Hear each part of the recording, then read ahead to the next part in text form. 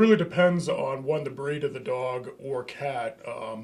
Certainly it's really hard to say, but I certainly at this time of the year I really wouldn't recommend any kind of dog unless they're specifically bred for this kind of temperature to be outside.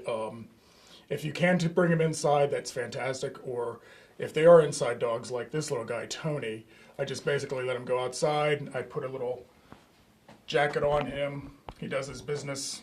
He comes back in.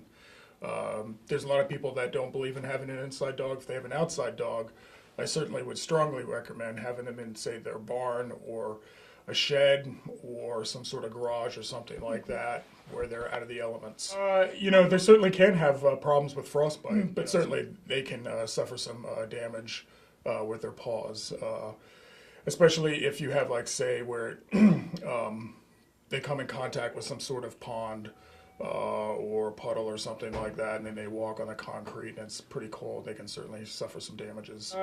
With temperatures like this, I would say maybe 5 minutes at the tops. That's when they can probably run into some problems. I certainly wouldn't leave them outside unattended. I would certainly keep an eye on them.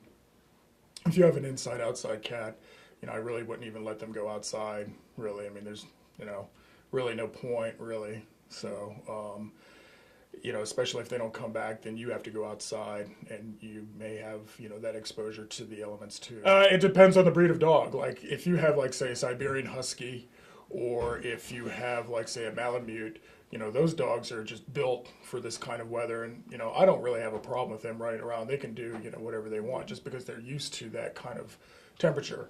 Tony being a Chinese crested, kind of a powder puff Chinese crested, I wouldn't recommend that.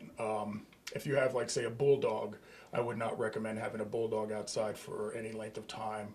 Boston Terrier, pugs, even Moppet, who everyone knows, the Brussels Griffon, when those noses are smashed into their faces like that, they really have no heating element whatsoever, so they're just breathing in the cold air.